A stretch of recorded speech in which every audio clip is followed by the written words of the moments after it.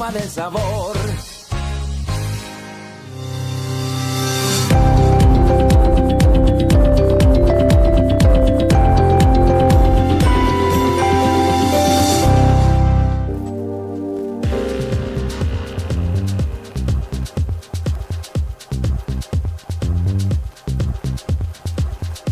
Economía a Mil es presentado por Familiar Casa de Bolsa. Invertí con confianza con el respaldo de Banco Familiar. Banco S.A. En nuestro campo sabemos de qué hablamos. Seguinos en las redes, en Facebook e Instagram. Muy buenas tardes, bienvenidos a una edición más aquí de Economía 1000 de hoy miércoles 17 de julio del año 2024. Como todos los días, los estaré acompañando hasta las 2 aproximadamente. Recordarles que estamos en duplex por el canal 27 de Tigo Star. Y ya quiero saludarles a nuestros invitados de hoy. Después de mucho, los tenemos primero a la dama, lo siento ya. Estamos en compañía de Yanina Portillo. Ella es analista senior de finanzas corporativas de Sudamerican Securities, Casa de Bolsa. ¿Cómo estamos, Yanina? ¿Qué tal? Bienvenida. Hola, Prince. Muchas gracias por estar hoy. Otra vez en nuestra casa. Así es, después de mucho. A vos te tuve, creo que el año pasado por última vez. Este año ya no te vi. Este año no, Estabas es la un poco primera cambiada, vez. pero muy linda. Ay, gracias. Esperaba que me dijera igualmente, pero vamos a dejar eso a Jan. ¿Cómo estamos, Jan González? Qué linda estás, Prince. Gerente de finanzas corporativas también de Sudamerican Securities, Casa de Bolsa. Gracias, Jan, bienvenido.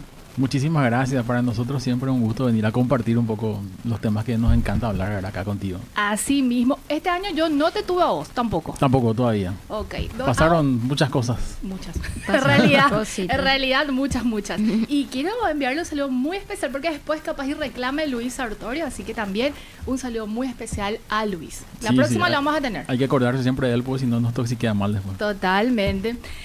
Janina, y porque me dijiste que estaba linda, empecemos con Jan. Mentira, Janina. Hoy vamos a hablar sobre el mercado de capitales como una ventaja competitiva para las empresas. Generalmente cuando hacemos el programa nos enfocamos mucho en los inversionistas, sin embargo está la otra pata o la otra arista o la otra punta, como se dice más técnicamente, y estamos hablando de las alternativas de financiamiento que tienen las empresas en el país, Jan, y sobre todo cuando hablamos del mercado de capitales.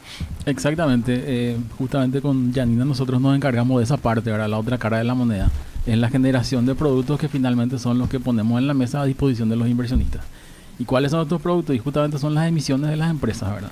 En nuestro país mayormente el mercado está enfocado en lo que son las emisiones de renta fija, le hace bonos, ¿verdad? Los bonos se le llaman de renta fija porque tienen un rendimiento certero. Cuando el inversionista invierte sabe exactamente cuánto va a cobrar, cuándo va a cobrar y cuándo recupera capital. Entonces si uno mira las estadísticas de la bolsa, es más del 90% son todas operaciones de renta fija de bonos, ¿verdad? En ese sentido, las herramientas disponibles, si quieres entrar ya a eso específicamente, Adelante, ¿verdad? Jan. Para las empresas son, en primer lugar, tenemos los bonos corporativos normales, ¿verdad? Que son básicamente emisiones de deuda de las empresas, que tienen las características de que pueden emitirse a un plazo, que no tiene límite, ¿verdad? Más allá de las cuestiones comerciales de qué tipo de apetito tienen los inversionistas en cuanto al plazo del instrumento. ¿El volumen tampoco tiene un piso o un Tampoco, techo? siempre eso va en función a la capacidad de endeudamiento que tienen las empresas, ¿verdad? Y ahí te comento de paso, ¿verdad? Para que una emisión salga al mercado, tiene que tener necesariamente una calificación de riesgo que le indica básicamente al mercado y al inversionista cuál es el nivel de riesgo que representa esa empresa para el mercado. Esta calificación la da obviamente una calificadora, puede ser interna o internacional o Cualquiera, necesariamente. sí, son las que están habilitadas por el ente regulador que es la Superintendencia de Valores. ¿Y tiene que tener una calificación altísima, imagino? No o es necesario, o sea, varía? La escala de calificaciones va desde la AAA, que es la mejor calificación, ¿verdad? Y de ahí va bajando y que me refleja a mí la calificación es la capacidad que tiene la emisora de poder cumplir con sus obligaciones, ¿verdad? Cuanto más baja esa calificación, y bueno, va a tener que salir con una tasa un poco más alta como para poder compensar ese nivel adicional de riesgo, digamos. Janina, ¿y cómo está la dinámica por parte de justamente de estas emisoras o cuando estamos hablando de los bonos corporativos de un tiempo a esta parte? Bueno, justamente lo que hablamos fuera del aire es que el mercado estaba un poco más lento de lo que veíamos el año pasado, ¿verdad? Nosotros al menos estamos también en búsqueda de nuevos deals con ya emisores registrados o traer emisoras nuevas al mercado con esto que venimos a comentar hoy de cuáles son esas ventajas competitivas, digamos, comparativas con relación a a la toma de deuda tradicional. Pero sí, dentro de lo que tiene que ver con las estadísticas de la bolsa, vemos que sí el mercado sigue muy activo en lo que son operaciones en secundario o en reporto. No tanto así en lo que tiene que ver con mercado primario o en nuevos emisores, pero sí la bolsa se mantiene muy activa y está creo que está en estadísticas también récord como cada año que... Sí, la trayectoria del volumen apunta a que este año se va a pasar lo que se negoció en todo el año pasado de vuelta, o sea, va a ser un nuevo récord para la bolsa, el volumen total negociado.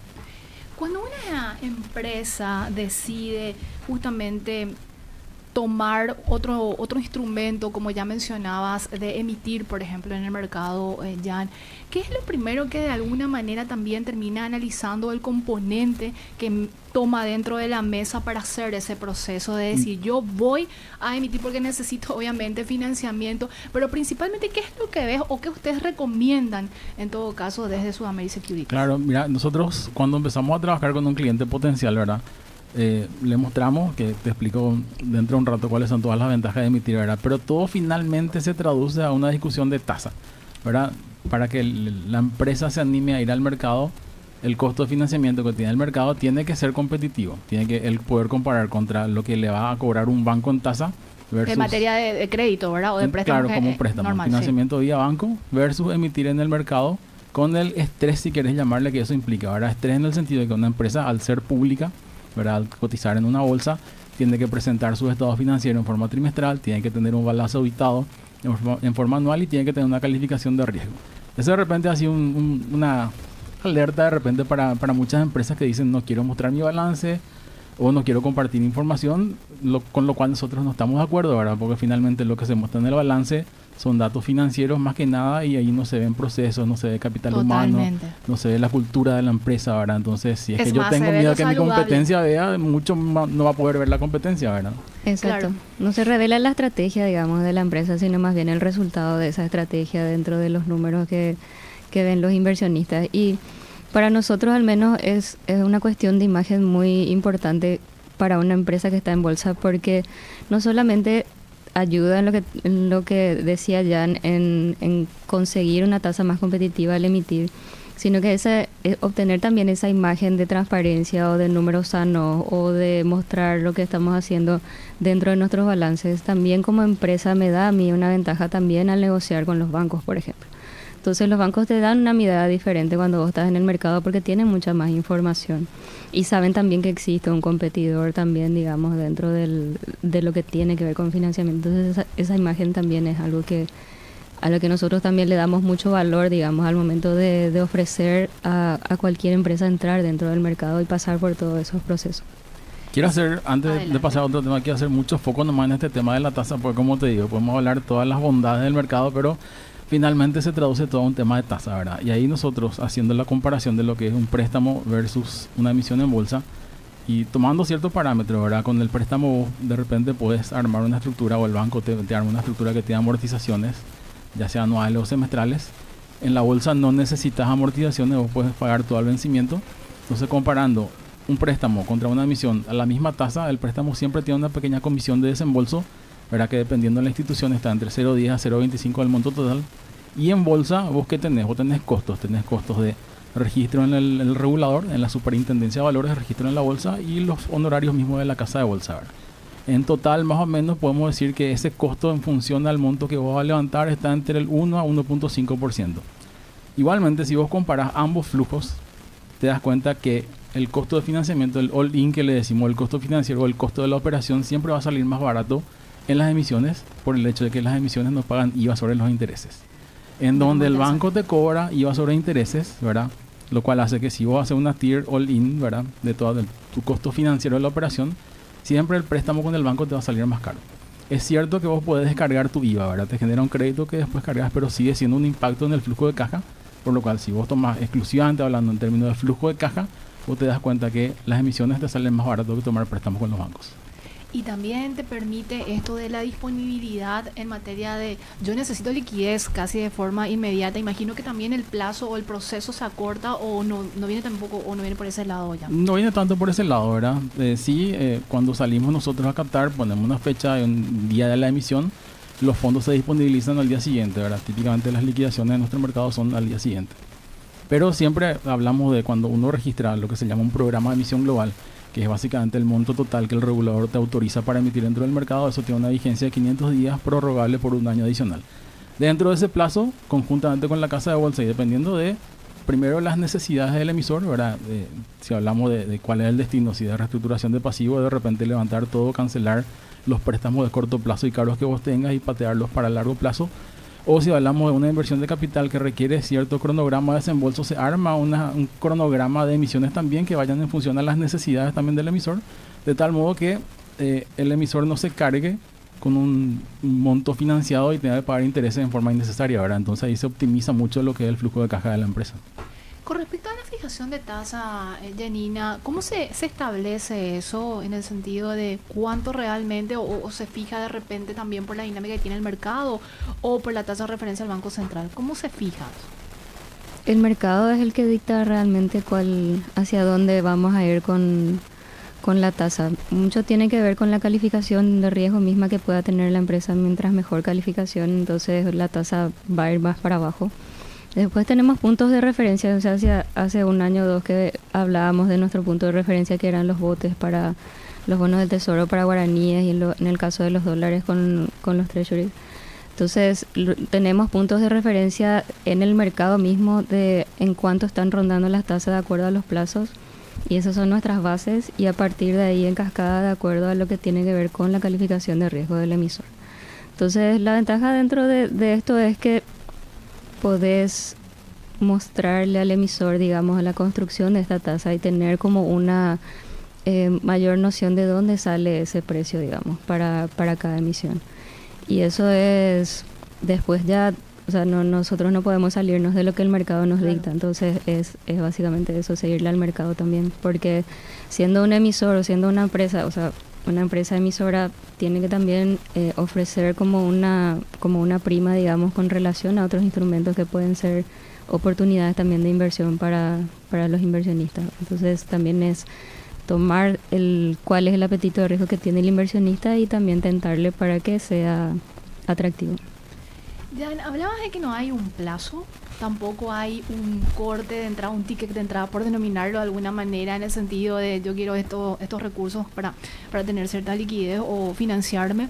Con respecto a monedas, ¿se puede hacer en guaraníes, en dólares? ¿La empresa puede emitir en ambas monedas? Y generalmente también como asesores, digo, desde Sudamérica Securities, ¿cómo hacen ese proceso de te conviene en dólares o en guaraníes o va más por las necesidades que presenta justamente la empresa? Sí, nosotros entramos al nivel de detalle de cuál es, digamos, la necesidad de financiamiento de la empresa, cuál es su flujo operativo.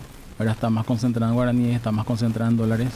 Si no tiene sentido, si toda la operativa de una empresa está dolarizada, no tiene sentido hacerle emitir en moneda local y viceversa. Claro. Ahora, si toda la operativa de la empresa está focalizada en moneda local, no tiene sentido hacerle emitir en dólares. Entonces, por ese lado sí se hace el análisis correspondiente y vemos cuál es la moneda que le conviene a la empresa. Por el otro lado, hay empresas que sí pueden tener una dualidad, ¿verdad? En el sentido de que les tiene sentido que ciertas unidades de negocio por ahí operan más en guaraníes y otras unidades de negocio operan más en dólares. Entonces pueden emitir simultáneamente dos programas, en guaraníes y en dólares. Esto pasa mucho con las entidades financieras, ¿verdad? Que toman dos programas en guaraníes y en dólares, porque obviamente tienen necesidades en ambas monedas. Ya en Janina esto pueden responderlo o complementarse igualmente. Cuando hablamos de los beneficios claves justamente de esto que estamos mencionando y obviamente exponiendo, ¿cuáles podríamos citar si tuviéramos que decir y mencionar justamente estos beneficios? Sí, el primero y el más importante es la ventaja tributaria que te comentaba, ¿verdad? Que los intereses sobre las emisiones no pagan IVA, que es una ventaja importante en términos de flujo de caja. En segundo lugar, tenés el hecho de que el emisor determina las condiciones de financiamiento en el sentido de que decide cada cuánto va a pagar intereses, qué periodicidad, ¿verdad?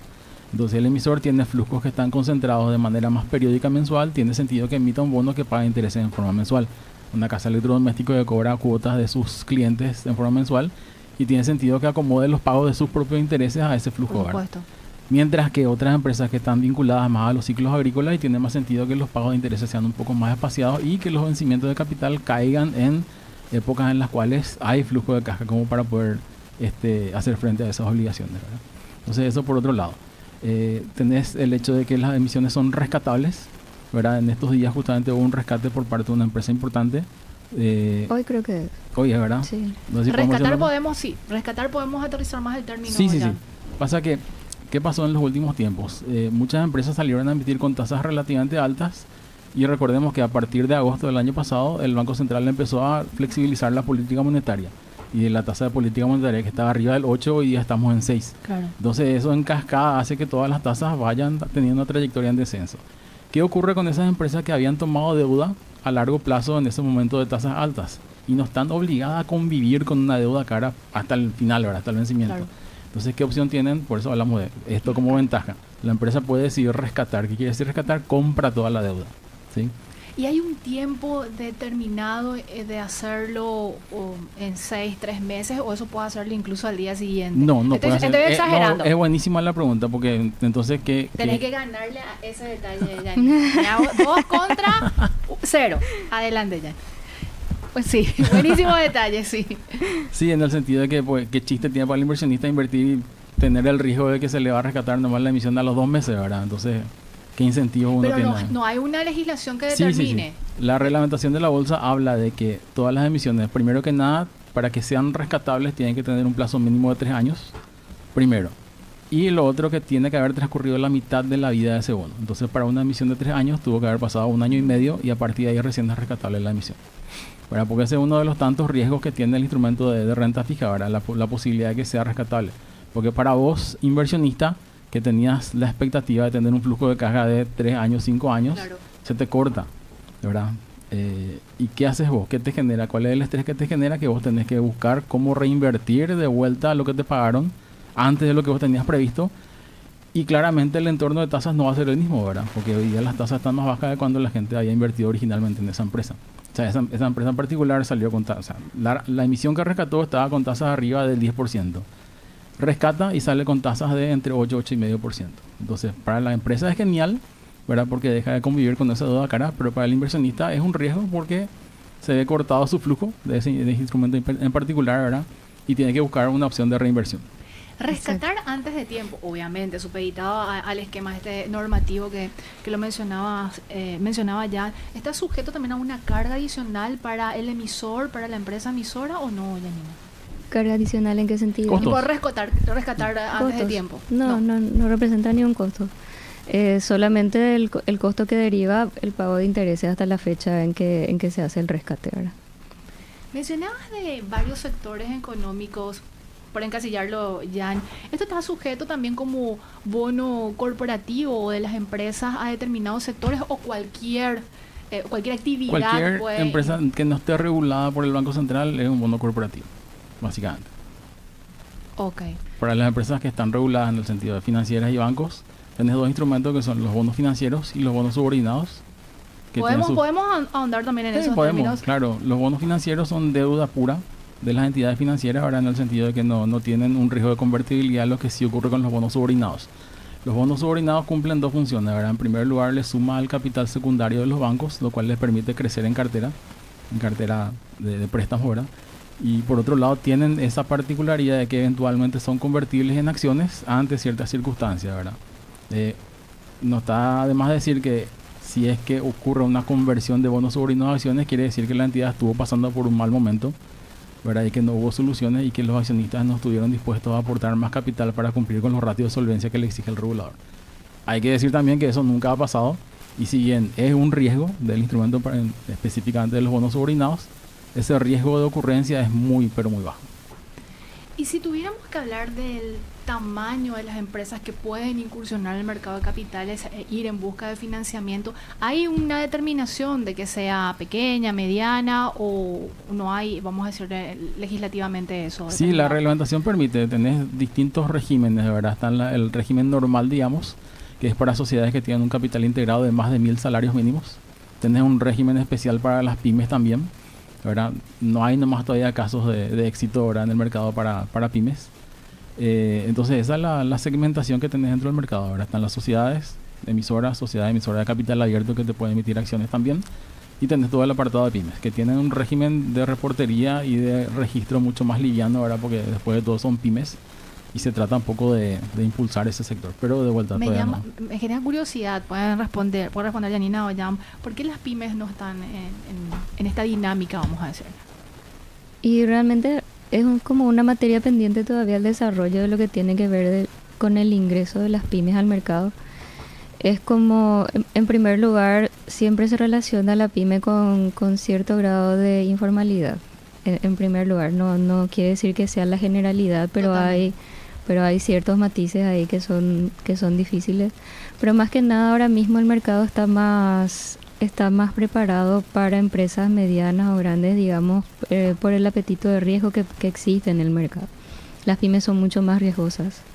Entonces las pymes necesitan un esquema de garantía mucho más fuerte o avales que puedan llevarle al mercado y que puedan presentarse como un instrumento que sí se pueda comercializar, porque después de todo tiene que ser comercialmente vendible una emisión. Entonces nosotros vemos en casos al lado nuestro, digamos, en Argentina, que tienen un mercado de valores desarrollado para las pymes que es súper amplio, ahora que tienen un esquema de avales, empresas que garantizan emisiones o fondos de garantía estatales que están detrás de las emisiones.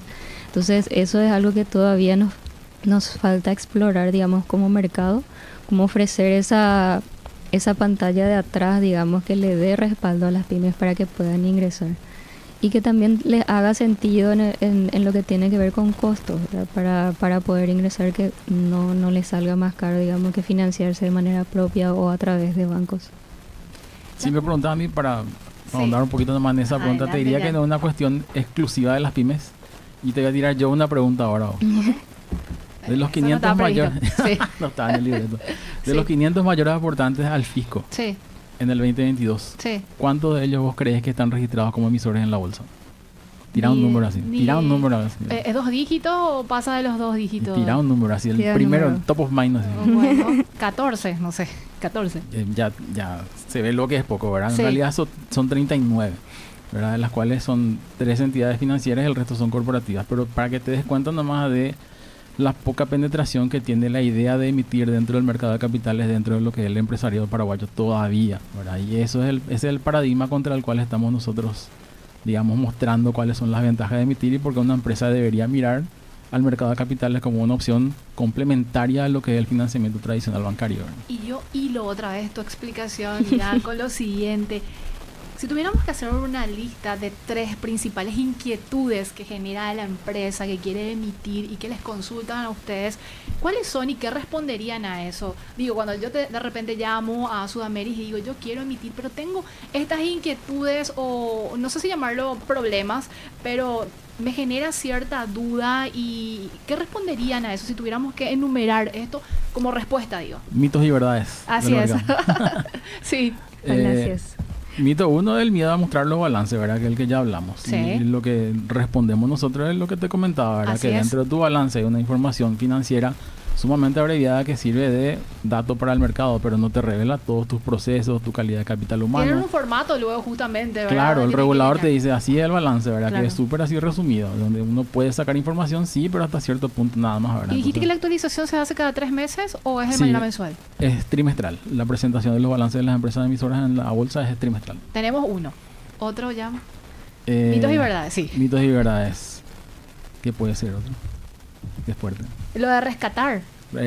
No sé si realmente sería mito eso. Ujú. Sí te puedo decir que hay muchas empresas que le tienen miedo a la deuda en sí, luego, sea banco o sea mercado. Si es mercado, peor Sí, todavía, verdad. ¿verdad?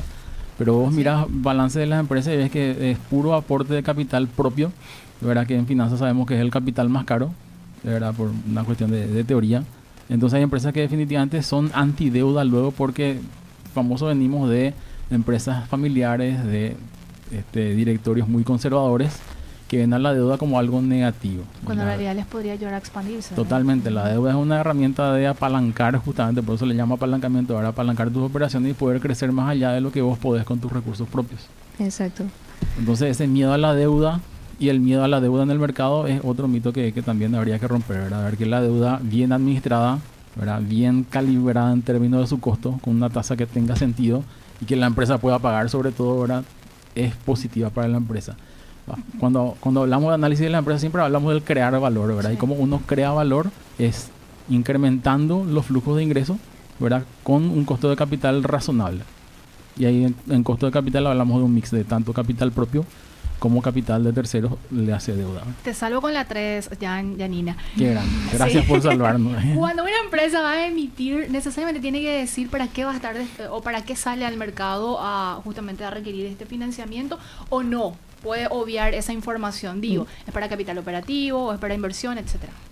Es obligatorio, o sea, la superintendencia exige que los emisores tengan definido exactamente hacia qué se va a destinar cada uno que se emite, digamos. Entonces, dentro del prospecto de emisión ya se establece cuál va a ser el destino, que básicamente son capital operativo para inversiones y para reestructuración de deuda. Entonces, para cada uno de esos ítems se hace como un detallado también para los inversionistas hacia dónde se va a destinar. Si en el caso de la reestructuración, especificar cuáles son las deudas que se van a reestructurar y cuáles eran las condiciones.